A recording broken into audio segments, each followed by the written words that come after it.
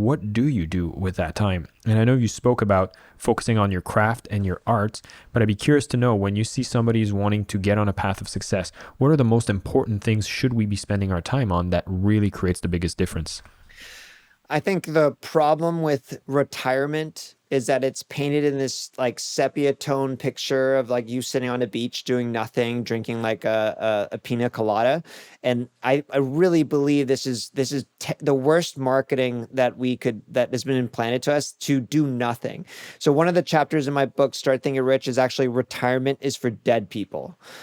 Just to like really own in on like you should actually never strive to do nothing. We always need to do something. And I'm not going to have the answer for you, but I hope I can help you think about the questions of like imagining you've now made it. You don't need to operate because you need to. Now you want to. And, just to give you a couple of tips, the best ways you can spend your time and money are first impact. When you are gifting, you get way more scientifically proven a dopamine to versus when you buy for yourself. And then also experience. These are the best ways to spend money, getting experiences for yourself or for the people that you love. They could be small as like taking your family to a restaurant that you guys normally wouldn't go to. That's an experience, or flying your parents somewhere across the world. Again, those are experience. And then impact is like, how do you want to leave an impact on other people? Best ways to spend money always will pale to comparison to you buying a Lamborghini or whatever nice thing that you want. Again, I have no shame against the Lamborghini. I will just mention there's a difference between a rich, like kind of a poor person buying it and then a rich mindset. Like a Lamborghini, let's say it costs $300,000 a year. And so let's say you're in sales and you're like, I want to make I want to make an extra $300,000 a year so I can buy the Lamborghini.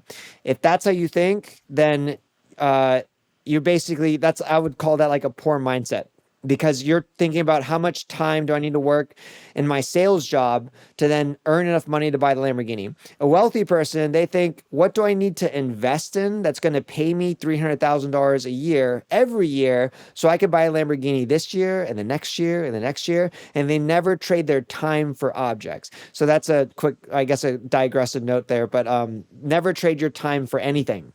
And then spending money, the best way to spend is usually experiences and impact. That is a big emphasis around the wealth that you speak about, is how time has a very disproportionate value than any kind of income. Would you speak more about that? Yeah, I think it's the most valuable asset that we have. It's the one thing we can't make more of. And it's sad to see how we waste our time and we constantly trade it for money. But before you even, I teach a lot of people how to optimize for time.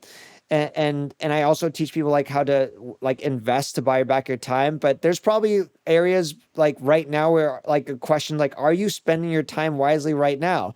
And don't tell me, like, just go to your phone, go to your settings, go to your screen time, and you're going to probably be surprised on how much time you're wasting. And you might need to set, things that block social media or like your email. Like one of my favorite apps, I'm really trying to get sponsored by them. It's not official sponsor yet, but it's called Opal. And this is an app that actually blocks your social media through peak periods. And so right now, for example, I can't go on Facebook or Instagram. It's going to block me. And then I have to like, if I do want to go on it, I have to like click, I have to wait 30 seconds and then open it up and set like a 15-minute timer. So there's all these levels. So I don't just go into mind numbing scroll. And it's things like that will like start like saving me time. Because before that, I was spending like 5 hours on social media every day. Terrible, terrible. And then one thing I noticed from there is I have all my notifications off, including email. And then my text messages, I left those notifications on. But then I learned when I got rid of social media, I was still spending 2 hours a day, 2.5 hours a day on texting. And I was like, oh my gosh, that's insane. Because when it came to texting, I would answer as I received.